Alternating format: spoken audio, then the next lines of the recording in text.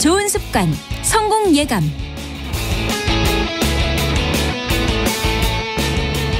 자, 10시 5분입니다. 성공 예감 2부가 이어지는 시간이고요.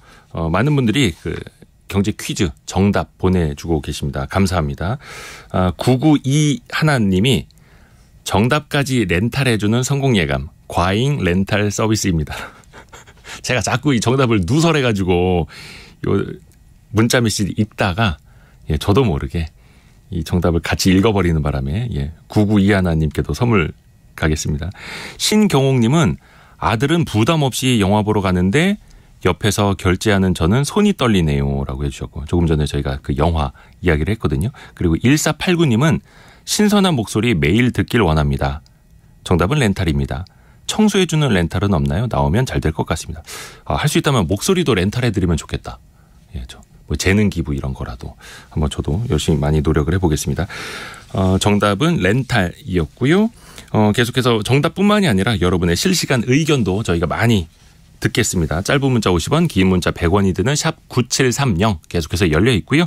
또 KBS 콩으로도 참여해 주시면 감사하겠습니다. 한 달에 한 번씩 180만 원 상당의 매트리스가 선물로 나갑니다. 자, 이번에는 조금 무거운 얘기를 해야 됩니다. 무거운 얘기를 하고 국가적으로도 함께 좀 배울 수 있는 것들을 같이 좀 찾아보려고 하는데, 합계 출산율 0.78명 시대가 됐습니다. 굉장히 충격적인 숫자여서 그 검색어 그 포털 사이트 가면 0.78이라는 게 거의 자동 완성으로 됩니다. 자, 그런데 미국의 합계 출산율은 2명을 향해서 오히려 증가하고 있다고 하네요. 그중에서도 실리콘밸리를 통해서 우리가 좀 배울 점이 많다고 하는데, 미래생활사전 더밀크 송일아 기자와 함께 이야기 나눠볼게요. 안녕하세요. 네, 안녕하세요. 자, 우리나라 상황하고 미국하고 조금 다릅니까? 일단 뭐 숫자나 이런 것들로 봤을 때. 네, 일단 통계를 먼저 좀 말씀을 드리면 매크로 트렌드라는 이제 사이트에 따르면 미국의 2022년 기준 합계 출산율은 0.78명이 아니고 1.78명입니다. 1.7. 네. 우리는 0.78, 미국은 1.78. 네네. 22년 기준으로. 이게 측정하는 기관이 좀 다른데, 합계 출산율이라는 게 이제 한 여성이 평생 동안 낳을 것으로 예상되는 아이의 수잖아요. 그렇죠. 일반적으로 한 국가나 사회가 이제 현재 인구 규모를 유지하려면 최소 이제 2.1명. 이 돼야 되는데, 이제 한국의 합계 출산율은 0.78명으로 이제 1970년 통계 작성 이후 가장 낮은 수치를 지금 기록하고 있고요. 선진국들이 근데 대체적으로 이제 출산율이 하향 추세인 건 공통점이에요. 네. 근데 미국은 이제 코로나 팬데믹 이후에 증가세로 오히려 돌아섰어요. 그래서 2020년 1.64명에서 코로나 팬데믹 이후 오히려 출산율이 증가하고 있습니다. 아하. 근데 그 중에서도 캘리포니아, 뭐 실리콘밸리 지역의 출산율은 미국 평균보다 더 높다는 거잖아요. 아니에요. 그건 아니에요. 네. 왜냐하면 이제 그 측정하는 시기에 따라서 좀 다른데, 캘리포니아는 미국이랑 비슷한 수준이고 그중에서 실리콘밸리는 좀 낮은 수준이에요. 근데 그럼에도 불구하고 우리보다는 높다는 거죠. 그러니까 수치를 보면 캘리포니아의 일부 도시를 뜻하는 실리콘밸리의 출산율은 2019년 기준이에요. 2019년 기준 평균 1.82명의 자녀를 낳아서 기르는 것으로 조사가 됐고요. 출산율을 뭐 측정하는 방법이나 시기가 조금씩 다르지만 그 같은 시기에 미국 전체 출산율은 2.1명이었어요. 그러니까 이게 현재 낳아서 기르는 아이, 그러니까 방법이 다른 거예요. 근데 실리콘밸리는 그중에서 조금 낮은 1.82명 수준인데, 분명한 건 우리나라보다는 2배 이상은 높다는 얘기죠. 그렇죠. 이것도 이제 시점이 조금씩 달라서 그것도 이제 코로나19 전후로 이게 또 출산율도 달라질 수밖에 없어서 그걸 좀 감안하고 들어야겠네요. 자, 그러면 미국은 뭐 육아 정책이 어떻게 돼 있길래 그래도 출산율이 이렇게 좀 높게 유지가 되거나 아니면 또 이제 반등도 나오는 건지 하나하나 좀 살펴보죠. 네, 사실 이 부분이 제가 이제 3년 가까이 미국에서 지내면서 가장 궁금했던 거거든요. 왜냐하면 미국은 육아 정책이 정말 낙후돼 있어요. 그러니까 낙후되어 있다고요? 선진적이지 않아요. 그러니까 왜냐하면 뭐 미국이라는 나라는 그 육아휴직, 유급 육아휴직이 없는 나라이기도 하고요.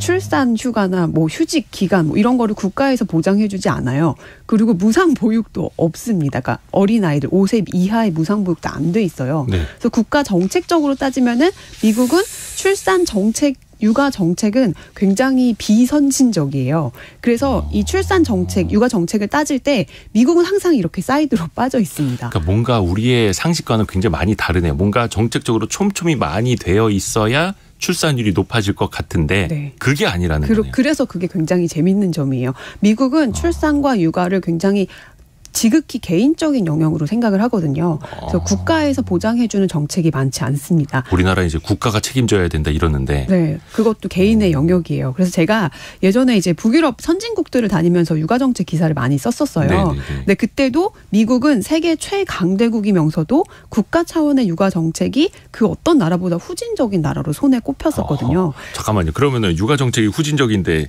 미국을 통해서 뭔가 지금 우리가 배우자고 지금 더밀크 송일아 기자를 네. 모셨는데. 정책적인 면이 아닌 그 외적인 면에 어떤 이유가 있길래 이렇게 출산율이 높아지는 건가에 대해서 이야기를 하고 싶었어요. 정책 말고 네네. 그 외적인 것들. 그래서 어떻게 이렇게 많이들 나와서 기본 2명 이상 나와서 기를 수 있는지 또 전문가들의 분석 또 제 나름대로 미국에서 지내면서 느낀 점들을 좀 바탕으로 네 가지 정도 요인을 좀 분석을 해봤습니다. 네. 자, 그러면 저출생 문제를 우리나라도 해결할 수 있는 건지 그 첫 번째 실마리부터 한번 풀어볼까요, 그러면? 네, 첫 번째 요인은 바로 원하는 때 쉽게 일자리를 구할 수 있는 노동시장의 유연함이 꼽힙니다. 그러니까 미국과 한국의 가장 큰 차이 중에 하나이기도 한데요. 그렇죠. 뭐 각각의 그 제도의 장단점은 분명하잖아요. 근데 미국은 상대적으로 구직과 이제 해고가 매우 자유로운 점이 출산 후에도 얼마든지 본인의 눈높이에 맞는 일자리를 구할 수 있다는 게 장점으로 작용을 하고 있습니다.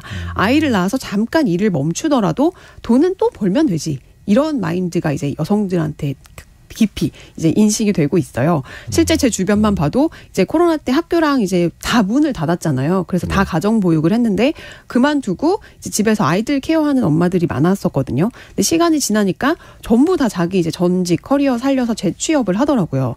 게다가 우리나라처럼 이 정규직의 9시 9 to 6가 딱 이렇게 고착화가 돼서 대다수가 따라야 하는 어떤 특별한 근무 형태가 이제 대부분인 게 아니고 이 파트타임 시간제도 굉장히 많고요. 뭐 주 3일만 가는 날, 주 하루만 가는 날 이런 식의 촘촘하게 일자리, 근로 형태가 나누어져 있기 때문에 구직자 입장에서는 선택권이 넓어지는 거죠. 자기의 상황에 맞게 쉽게 다시 재취업을 하는 거를 보고 저는 이제 회사에서 이제 저도 육아휴직 중에 이제 미국에 간 거였어서 이제 육아휴직 끝나면 어떡하나 그게 제일 큰 고민이었거든요.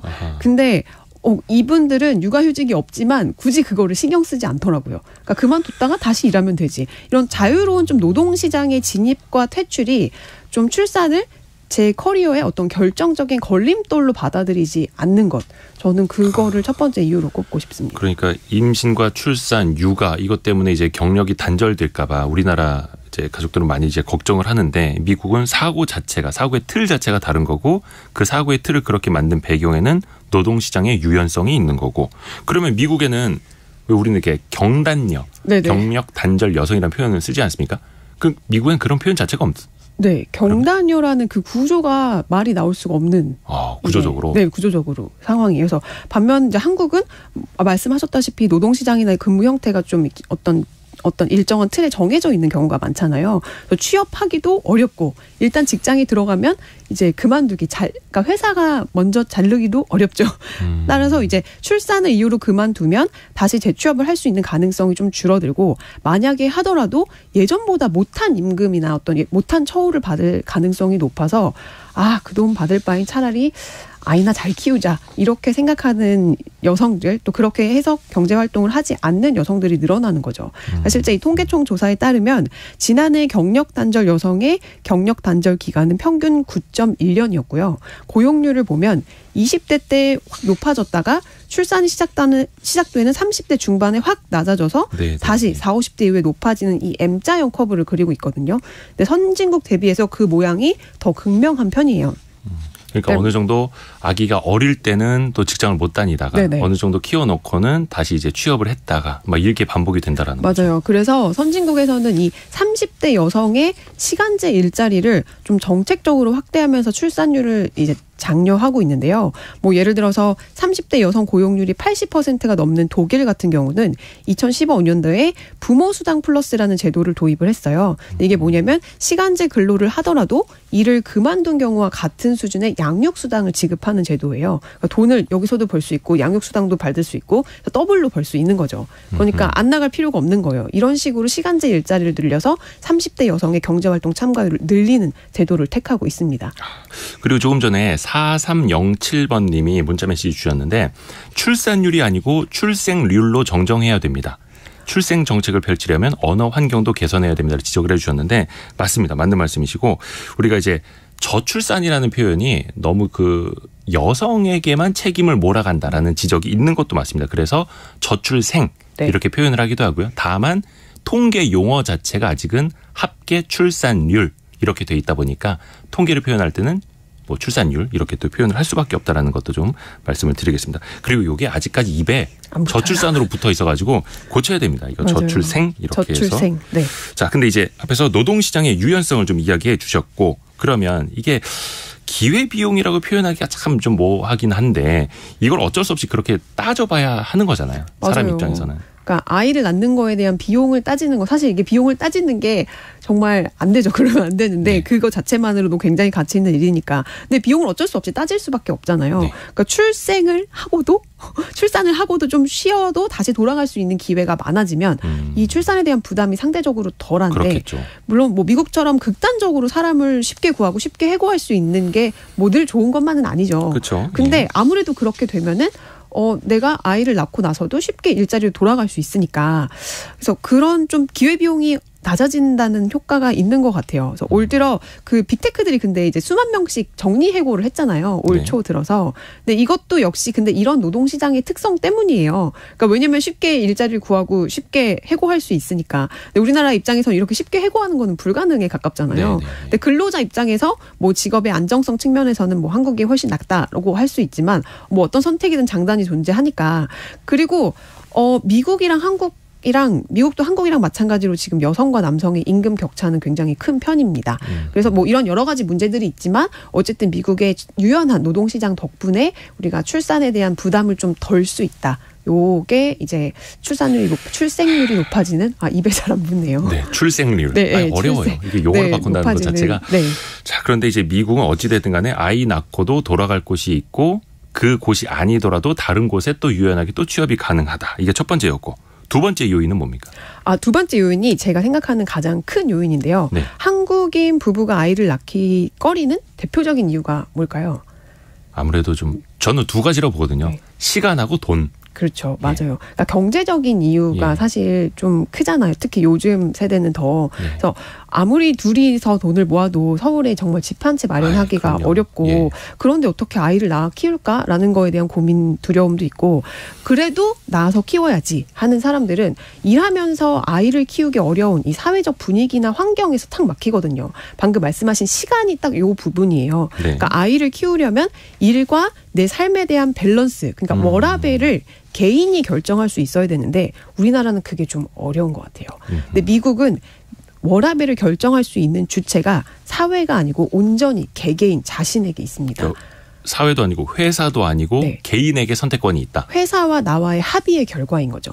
그러니까 워라밸을 선택할 수 있는 점이 개인이 선택할 수 있다는 점이 출산율을 유지할 수 있는 가장 큰 이유가 아닐까 저는 그렇게 생각하고 있어요. 그러니까 구체적으로 예를 들면요.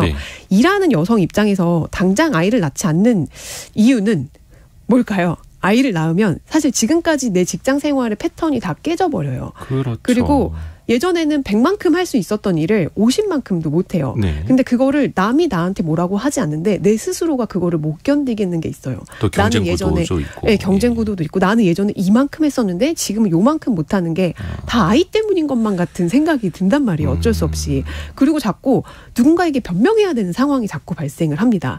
왜냐면 적어도 제 경우는 그랬어요. 뭐 아이가 아파서 조퇴라도 해야 되면 상사한테 죄송하다고 얘기를 해야 되고 또 회식이 일정이 잡히면 집에서 아이 돌봐주는 이모님한테 또 급하게 도움을 요청을 해야 되잖아요. 역시 죄송하다고 말하면서 정작 나는 너무 바쁜데 아이를 가졌다는 이유로 여기저기 맨날 죄송하다고 말하고 다니는 게 워킹맘의 삶이에요. 어쩔 수가 없어요. 근데 회사에서 조퇴를 정하는 사람도 따지고 보면 저예요.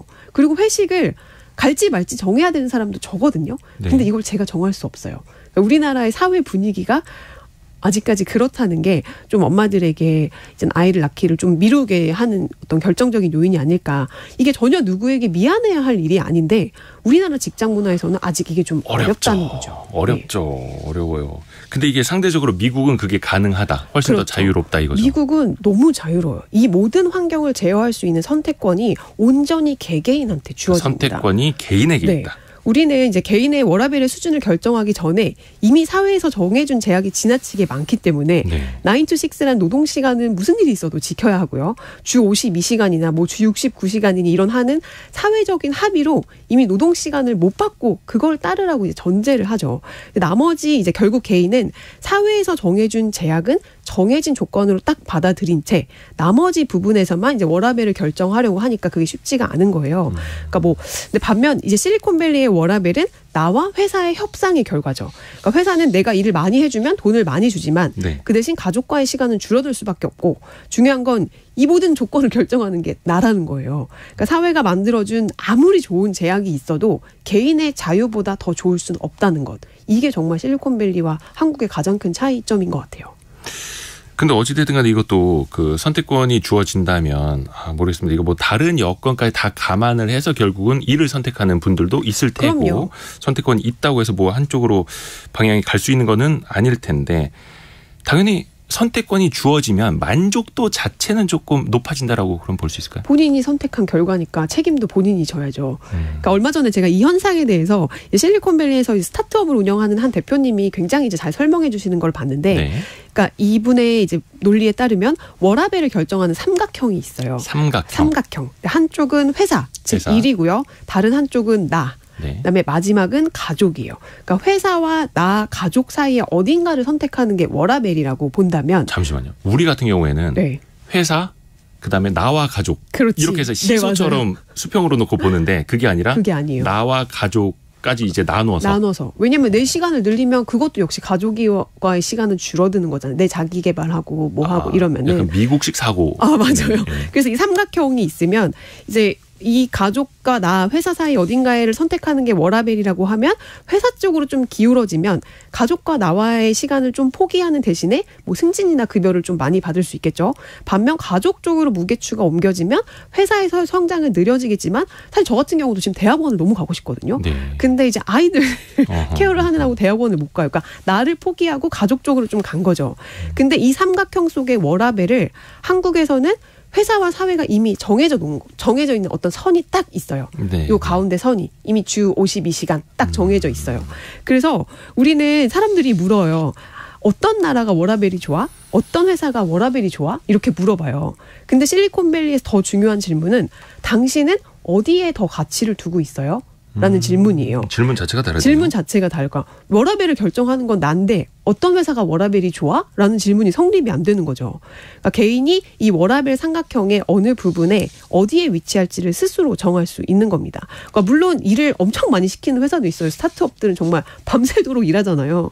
근데 그 회사를 선택하지 않더라도 다른 선택지가 상대적으로 많다는 것. 그러니까 그게 훨씬 한국보다 더 자유로운 것 같아요. 그래서 이런 노동시장에서의 개인의 자유가 워낙에 중요시하게 되니 이제 출산하고 나서 엄마 손이 절대적으로 필요한 시기에도 좀 일과 육아를 병행하면서 아니면은 이때는 완전히 아이에게 집중하고 시간이 지나서 다시 재취업하고 이런 좀 자연스러운 흐름들이 있는 것 같아요. 어떻게 보면 이제 문화가 다르니까 발상도 다른 거고 그래서 환경도 달라질 수밖에 없는 건데 계속 드는 고민은 이걸 우리나라에 제대로 도입을 할 수 있을까? 반영을 할 수 있을까? 싶은데. 많이 바뀌고 있는 것 같아요. 제가 조금씩은. 10년 전에 아이를 낳을 때와 비교해서 지금의 이제 좀 이 Z세대들은 사고가 다르더라고요. 그래서 좀 기대하고 있습니다. 네.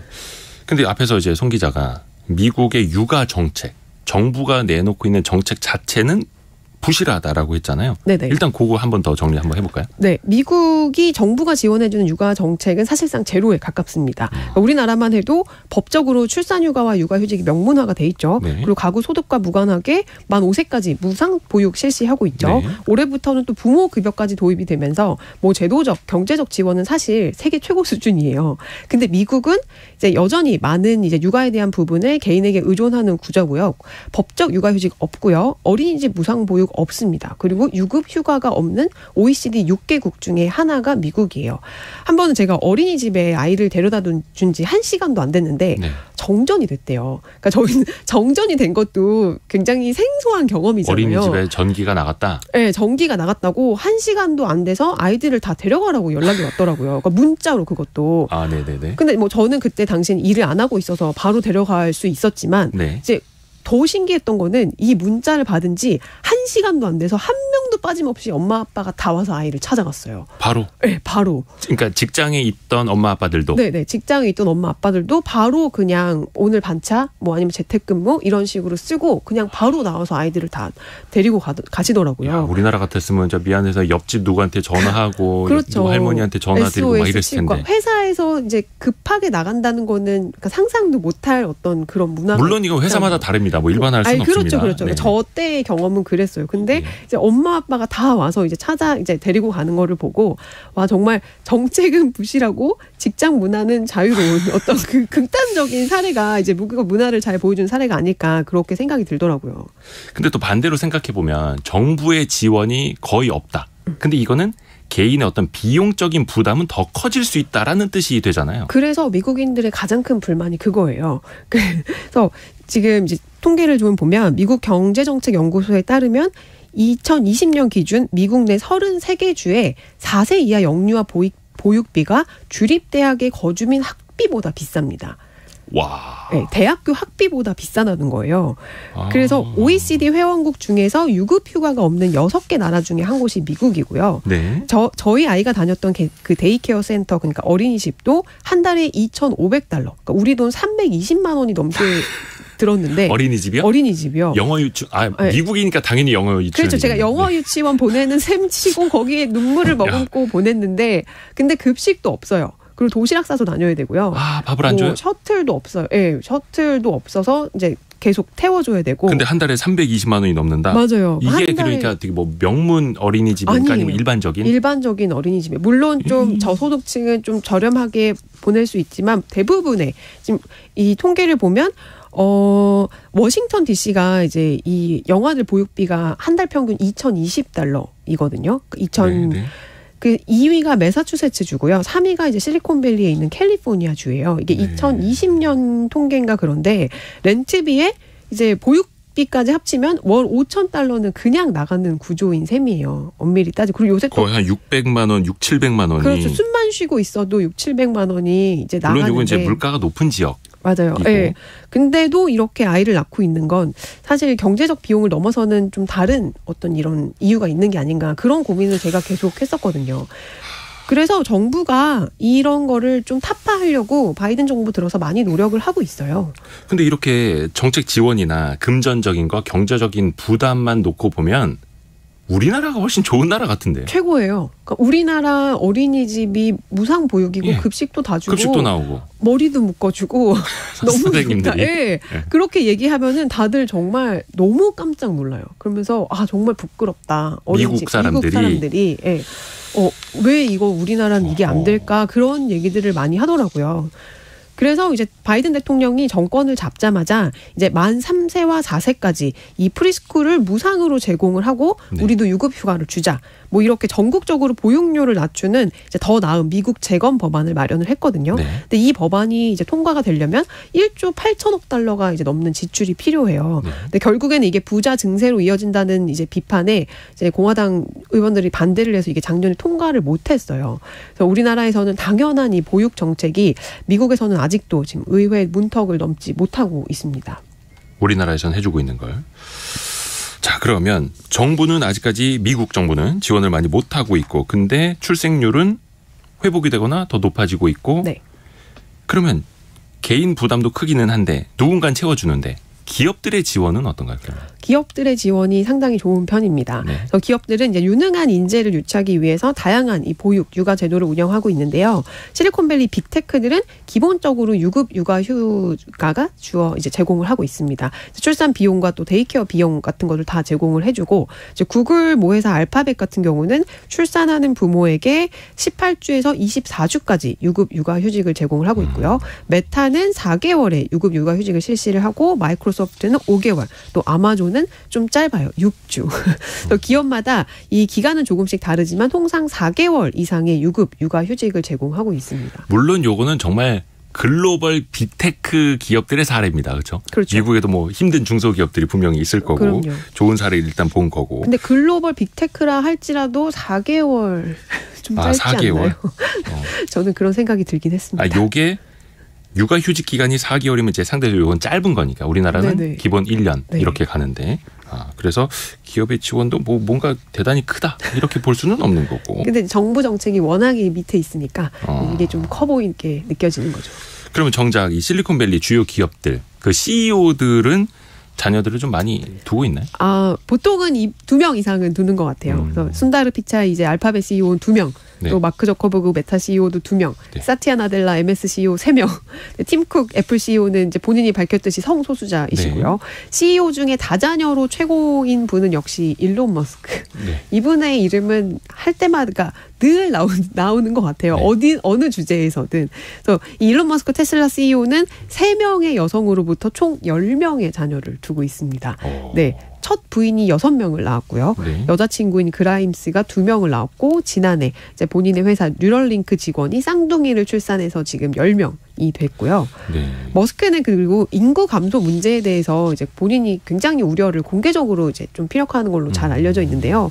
저출생으로 인한 인구 감소가 지구 온난화보다 문명에 훨씬 더 큰 위험이 될 거다. 이렇게 항상 주장을 하거든요. 그래서 이대로 가다가는 일본은 없어질 거고 작년에는 이제 한국이 가장 빠른 인구 증가를 이제 기록하고 있다. 이러면서 인구 감소를 네. 경험하고 있다고 네. 우려하기도 했습니다. 그래서 본인이 친히 자녀를 많이 낳고 있다. 네. 몸소 실천하고 네. 계시는 결혼도 거죠. 많이 하고 자녀도 많이 낳고. 결혼은 많이 하지 않으셨어요? 그러니까 결혼은 한 번 했고 이제 여자친구 그런. 저마다 삶이 다른 거니까요. 그렇죠. 자, 그런데 기업들에서 앞에서도 제공을 하는 그 어떤 육아 정책을 서포트하는 것들 이야기를 좀 들어봤는데 사실 뭔가 특별할 거는 없는 것 같아요.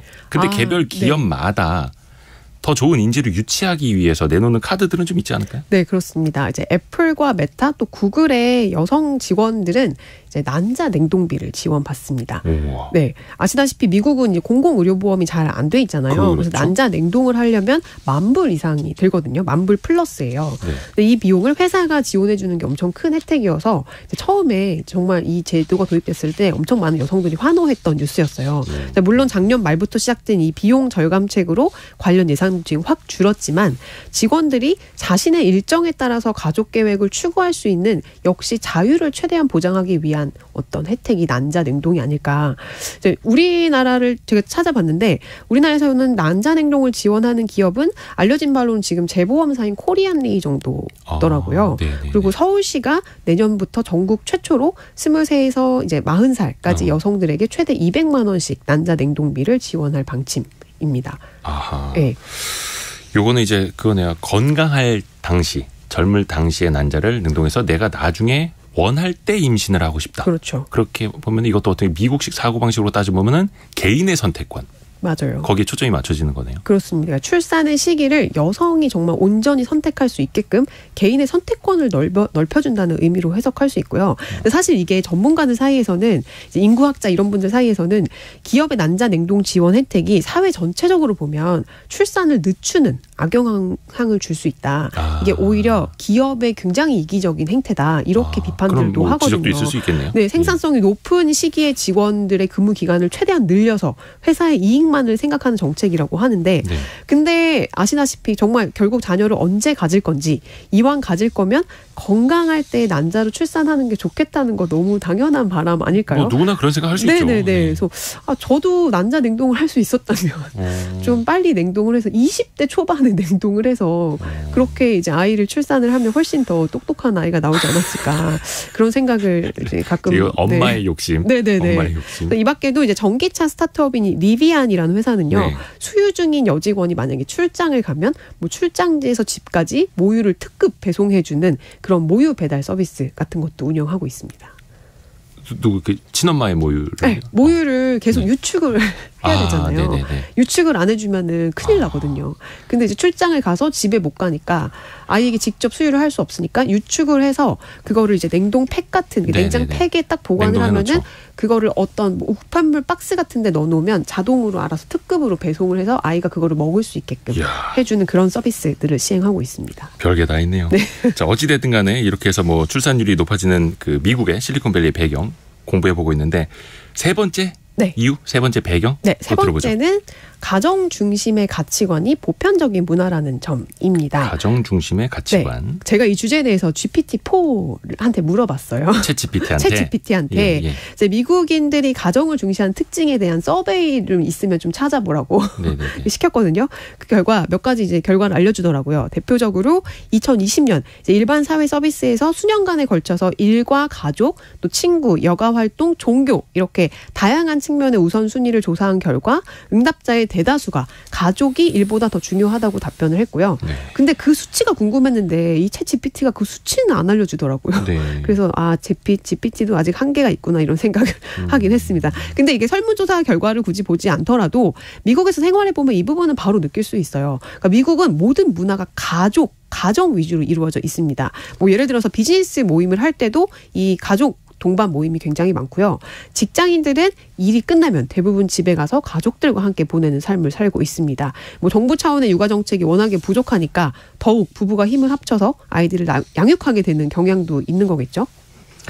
근데 사실 가족을 사랑하고 가정 중심의 가치관은 우리나라도 굉장히 높다라고 보는데 저는 개인적으로 이게 방법이 다르다고 보거든요. 왜냐하면 미국 사람들은 가족을 위해서 일을 포기할 수 있어 이거지만 우리나라 사람들은 뭐 일반화하는 건 아닙니다만 가족을 위해서 내가 희생한다. 가족을 위해서 내가 일을 더 한다. 그렇죠. 이렇게 접근을 하는 거잖아요. 그 결이 좀 다른 것 같아요. 똑같이 가족을 위한다고 해도 우리나라는 보통 이제 가족을 중요하게 생각한다는 건 이제 누군가 이제 가족 내 구성원 한 명이 정말 열심히 일을 하고 나머지는 그거를 서포트를 하면서 희생을 하고 뭔가 그런 어떤 희생이라는 단어가 가족이라는 단어가 굉장히 잘 붙잖아요. 그래 왔죠. 네, 사실은. 그래 왔죠. 근데 우리가 생각해보면 굉장히 중요한 비즈니스 모임에 아이를 동반을 하거나 혹은 아이 때문에 그 모임에 가지 못하게 되는 케이스 둘 다 좀 어색해요. 그러니까 아이는 사실 집에서 잘 양육하고 이제 밖에서 일하시는 분은 그거에 열중을 하면서 더 열심히 일을 하면 가족을 위한 거다. 이렇게 좀 프레임이 짜져 있는 게 예전 딱 나뉘어져 있는 것 같죠. 막 선이 그어져 있는 것 같고 맞아요. 어디인가. 근데 미국에서 가정을 중시한다는 건 누군가의 희생을 담보로 한 가족 집단주의가 아닌 것 같아요. 그러니까 가족 공동체 그 자체가 가장 큰 목적이 되는 것 같고요.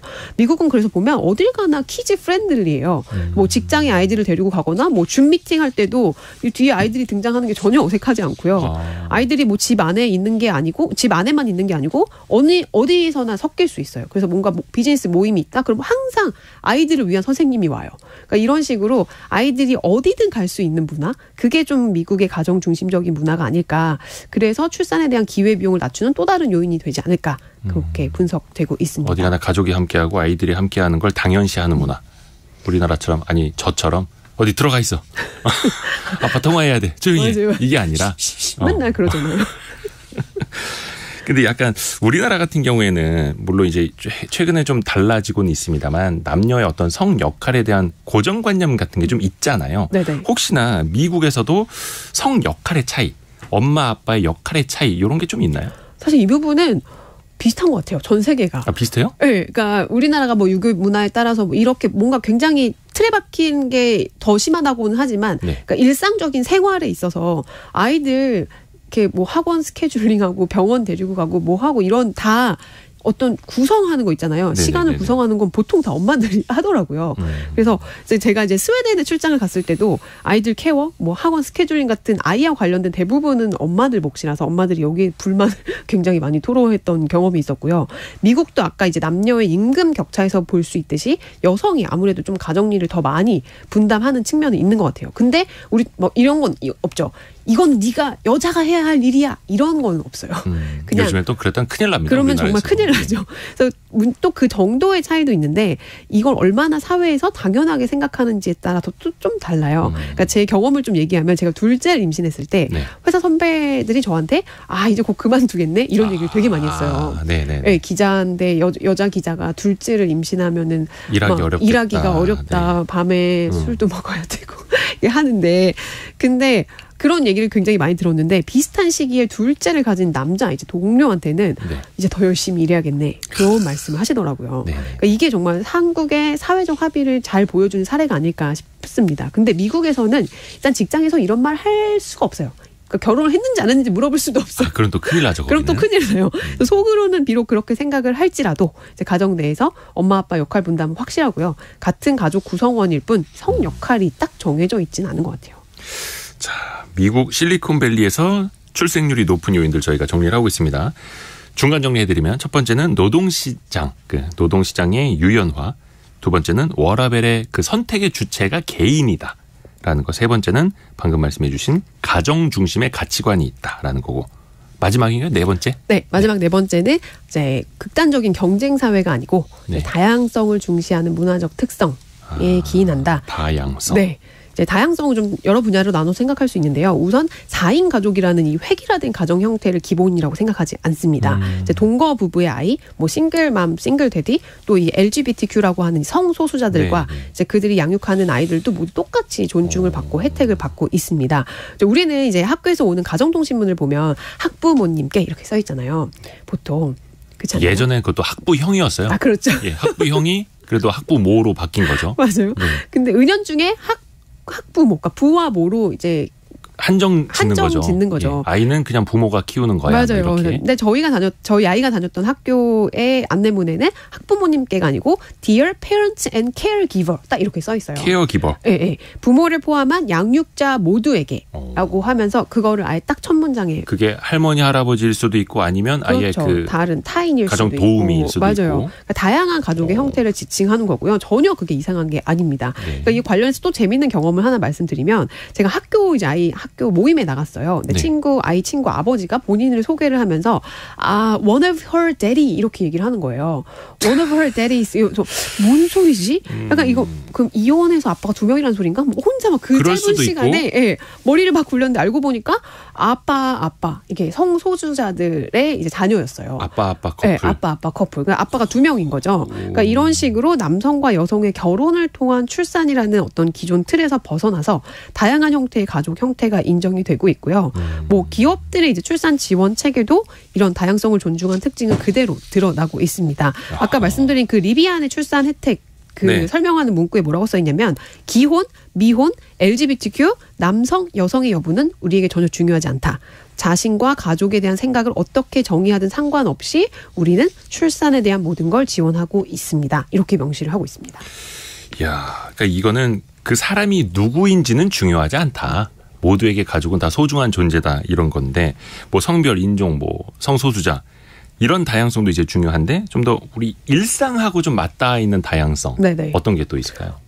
우리는 그러니까 태어나면 하나의 목적을 위해 달리고 거기에서 도태되면 낙오자처럼 느껴지는 어떤 좀 경쟁 구도가 굉장히 심한 편이잖아요. 뭐 여러 가지 삶의 형태가 존재하고 이 모든 걸 다 존중해주는 좀 다양성이 약간 좀 떨어지기 마련인데 사실 요새 제가 후배들이랑 얘기를 하다 보면 이 아이를 낳기가 꺼려진 이유가 어차피 태어나면 다 똑같은 교육 받고 대학 서울대 가려고 달리다가 경쟁이 내몰리는 이런 환경을 그 스트레스를 내 자식한테 물려주기 싫다 이런 답변이 많이 돌아오거든요. 그러니까 모든 게 너무 획일화된 어떤 사회적인 합의가 있고 거기서 개인의 자유는 좀 제한적으로밖에 발휘를 못하는데 근데 미국 워낙 땅도 크고 인종도 다양하잖아요. 그러니까 뭐 수많은 삶의 형태가 있고 부모의 역할은 20살 때까지 신체 건강하게 길러줘서 내보내면 되는 거예요. 그러니까 그런 책임감도 조금 더 덜 수 있죠. 그래서 또 마지막으로 한 가지 말씀드리면 이런 다양성의 형태는 놀이터의 형태에서도 굉장히 잘 나타나고 있거든요. 그러니까 우리나라는 아이들이 노는 놀이터를 보면 굉장히 비슷한 모습이잖아요. 해결화되어 있죠. 네, 그네 미끄럼틀 시소 있고 아파트만 가도 다 색깔만 조금씩 다르지 그쵸. 비슷하잖아요. 근데 미국은 놀이터가 정말 천차만별의 형태입니다. 어떤 놀이터는 바닥에서 분수가 막 계속 나오고요. 어떤 놀이터는 미끄럼틀이 막 거미줄처럼 꼬여 있고 동네마다 특색 있는 이 놀이터만 찾아다니는 아이들을 보면서 오히려 아이를 좀 더 낳고 싶다 이런 생각이 정말 들더라고요. 놀이터가 어른이 놀아도 재밌어요. 좀처럼 사회 곳곳에서 좀 다양성이 삶의 큰 가치가 된다는 점, 그게 좀 출산을 덜 부담스럽게 느끼게 하는 점이 아닐까 생각합니다. 물론 이게 정책적으로 어떤 예산을 어디에 배분하고 이런 걸 정리하는 거는 상대적으로 빠를 수 있겠네요. 근데 이거는 이제 문화, 맞아요. 우리의 사고방식까지 같이 변화시켜야 되는 거라서 갈 길은 멉니다만 분명히 좀 배울 건 있어 보입니다. 노동시간의 유연화, 워라밸의 선택의 주체가 개인이다, 가정 중심의 가치관, 그리고 마지막 다양성까지. 자, 오늘 더 밀크 송일아 기자에게 많이 들었습니다. 고맙습니다. 네, 감사합니다. 감사합니다. 라디오 정보센터 들렀다 오겠습니다. 검찰이 미래 대장동 개발 특혜와 성남FC 후원금 의혹과 관련 이재명 더불어민주당 대표를 이르면 오늘 재판에 넘길 전망입니다. 이재명 대표는 진실은 법정에서 가려질 것이라고 밝혔습니다. 지난해 알뜰 교통카드 이용자들이 대중교통비를 월 평균 13,000원, 약 23%가량 아낀 것으로 나타났습니다. 알뜰 교통카드는 월 15회 이상 대중교통을 이용할 경우 걷거나 자전거로 이동한 거리만큼 마일리지를 지급하는 등 대중교통비를 최대 30%까지 절감할 수 있도록 한 카드입니다. 옐런 미국 재무부 장관은 실리콘밸리 은행과 시그니처 은행 파산 사태로 인한 당국의 조치 이후 미국 은행 시스템이 안정되고 있다면서 유사한 처지에 있는 다른 은행에도 추가 조치 가능성을 열어뒀습니다. 한국소비자원은 일본 애니메이션 슬램덩크 기념품을 정식 라이선스 없이 파는 사례가 잇따르고 있다면서 주의를 요구했습니다. 소비자원은 원작 작가의 이름을 딴 한 해외 쇼핑몰에서 지난달 소비자 피해 신고가 4건 접수됐다고 밝혔습니다. 지금까지 라디오 정보센터 뉴스 정한나였습니다. 자, 여러분이 많이 보내주시는 질문을 저희가 모아서 애프터 서비스로 이어갑니다. 오늘은 곽지현 리포터 어서 오세요. 네, 안녕하세요. 네, 우선 게시판에 올라온 질문이 있다고요? 네, 그렇습니다. 네. 저희 청취자분들도 이 홈페이지 이 청취자 게시판에 많이 또 질문 남겨주시거든요. 네. 그중에 청취자 강호진님. 이분은 3년 동안에 점심시간 포함해서 7시간 근무했고요. 최근에는 10달 동안은 10개월 동안은 11시간 근무했습니다. 네. 그러니까 전보다 4시간 더 근무한 거죠. 이럴 경우에는 퇴직금은 이 변경된 근로시간 기준으로 하는 건지 아니면 최근에 3개월 평균 임금을 기준으로 하는 건지 궁금합니다로 글 남기셨습니다. 네. 이에 대한 답변은요. 민승기 노동법률사무소 대표입니다. 민승기 노무사에게 들어보시죠. 네. 근로기준법상 퇴직금 기준은 퇴사선 3개월의 평균 임금을 하는 게 기본 원칙이고 근로시간이 도중에서 임금이 과소되었거나 과대되었다고 하더라도 근로자의 마지막 달 3개월치가 기준이 됩니다. 다만 근로시간이 7시간 근무하던 직원이 마지막 달에 10시간, 9시간, 8시간을 근무해서 임금이 늘어났다고 하더라도 연장근로수당, 휴일근로수당, 야간수당도 평균 임금에 포함되므로 퇴사선 3개월 임금을 기준으로 퇴직금을 계산하는 게 법적으로 맞습니다. 법상으로 현재 경기가 안 좋아져가지고 근로시간을 단축하는 경우가 있거든요. 예컨대 내가 10년 동안 8시간 근무를 하다가 사업장 사정으로 인해서 4시간 근무 시간이 줄어드는 경우에 퇴직금은 4시간 근무가 기준이 돼버립니다. 근데 법에서는 이런 걸 방지하기 위해서 사업주에게 별도로 의무를 부여하고 있는데 근로시간을 단축할 경우에 근로시간이 단축되므로 퇴직금이 저하된다는 고지를 근로자에게 해야 되고 만약에 이러한 고지를 하지 않을 경우 500만 원 이하 과태료 처분에 처해집니다. 또 근로자를 위해서 이렇게 근로시간이 단축되는 경우에는 예외적으로 퇴직금을 중간 전산할 수 있도록 법에서 규정하고 있습니다. 그러니까 근로자 입장에서는 퇴직하기 전 3개월 동안의 임금이 정말 중요하네요. 그렇죠. 예. 네. 그러니까 이때 퇴직금 관련해서 좀 더 설명해 드리면요. 평균 일주일 동안 15시간 이상 그리고 1년 이상 계속 근무했다면은 뭐 계약직 근로자도 퇴직금을 지급할 수 있다는 거. 계약직도. 네, 기억하시기 바랍니다. 그러니까 뭐 근로계약서를 작성했는지 안 했는지 뭐 4대 보험에 가입했는지 안 했는지는 그 관련이 없다고 합니다. 좋습니다. 네, 다음 질문 소개해 드리겠습니다. 4994번님. 한국은행에서 기준 금리 발표는 언제 하고 또 이번에 예상 금리 어떻게 될까요? 한국은행에서 이제 금융통화위원회 줄여서 금통위라는 통화정책 회의를 여는데 네. 이게 예전에는 매월 열었어요. 근데 2017년부터는 연간 8회로 줄였습니다. 네. 그러니까 미국의 연준, 페드에서도 FOMC 회의를 1년에 8번만 하거든요. 그래서 네. 우리나라도 너무 자주 할 필요는 없고 조금 더 유효성을 높이기 위해서 1년에 8번만 열자 이렇게 2017년부터 축소가 됐고요. 네. 다음번 금통위는 4월 13일로 알고 있습니다. 현재 기준금리는 3.5%인데 우리나라는 미국과는 다르게 당분간 좀 동결을 하지 않겠는가 이런 전망들이 높네요. 네. 네. 자, 이어서 0580번님은 지금이라도 고정금리로 갈아타야 될까요? 자, 고민하고 계신가 보네요. 어떻게 하면 좋을까요? 금리가 인상이 될 때, 금리가 올라가고 있을 때는 고정이 되어 있는 게 좋겠죠. 반대로 금리가 내려갈 것 같다라고 하면은 변동금리가 좋겠죠. 근데 네. 지금 기준금리가 3.5%고 조금 전에 조금 당분간 동결되는 기조로 갈 것 같다라고 말씀을 드렸는데 네. 3.5%에서 금리가 더 높아질 가능성이 있을지 낮아질 가능성이 있을지를 보셔야겠죠. 그래서 지금 시점에서 높은 금리로 고정금리를 장기간 하는 거는 조금 현명한 선택은 아닌 것 같습니다. 요건 이제 대출 경우에 말씀을 드리는 거고요. 근데 이제 대출 받는 변동금리도 신규 기준 코픽스냐 잔액 기준 코픽스냐 다릅니다. 은행들이 기존에 조달해 놓은 그 금액을 기준으로 금리를 산정할 거냐 아니면 새롭게 앞으로 혹여나 낮아질 수 있는 금리를 바탕으로 대출 금리를 산정할 거냐. 앞으로 금리가 혹여나 낮아진다면 그 후자가 유리할 수 있겠죠. 네, 네. 잘 또 고민하시기 바랍니다. 네. 자, 다음 질문은요. 5662번 쓰시는 분 청취자분입니다. 아들이 결혼 예정입니다. 우선 축하드립니다. 네. 예, 버팀목 전세자금 대출을 하려고 하는데 부부 합산 그 연소득 5천만 원 이하잖아요. 그런데 내년에 이 아들이 연봉 5천 이상이라고 합니다. 그래서 대출을 미리 받으려고 하는데 어떤 방법이 있을까요? 저에게 문자 보내셨어요. 네. 그러니까 우선은 이 대출 이용 중에 그러니까 연소득이 대출 대상 기준보다 높아져도 괜찮은 건지 궁금하신가 봐요. 그래서 제가 어제 주택도시보증공사에 문의해 보니까요. 그러니까 신청일 기준으로 대출 심사를 하기 때문에요. 결론은 신경 안 쓰셔도 됩니다. 네, 신청일 기준의 소득. 네. 네. 자, 후에 사실 뭐 연소득이 뭐 줄었다고 금리를 낮춰주거나 연소득이 늘었다고 금리를 더 높이는 건 아니잖아요. 네. 그러니까 신경 안 쓰셔도 되고요. 우선 이 버팀목 전세자금 대출 금리는요. 그러니까 부부 합산 연소득 그리고 임차인 보증금에 따라 다르기 때문에요. 그러니까 대출받은 은행에 자세히 문의하시면 좋을 것 같습니다. 네. 자, 다음 질문 바로 넘어갈까요? 네. 4181번님, 네. 챗 GPT 노래하면은 후에 작곡, 편곡도 가능할까요? 어제 저희가 챗 GPT에 대해서 이야기를 나눴는데 챗 GPT는 말 그대로 문자, 문장, 텍스트, 글을 써주는 인공지능이라고 보면 되겠고요. 네. 뭐 최근에는 이미지도 인식을 한다고 하는데 작사, 작곡, 편곡, 그림까지 그려주거나 혹은 또 영상도 만들어주는 다른 종류의 AI 서비스들이 지금 무궁무진하게 또 나오고 있습니다. 네. 오늘 곽지연 리포터 오늘도 수고 많으셨습니다. 고맙습니다. 네, 고맙습니다. 아이고 시간이 금방금방 지나가네요. 성공 예감 오늘도 벌써 이제 마칠 시간이었고요. 지금까지 진행에는 Y스트릿 이대호 편집장이었습니다.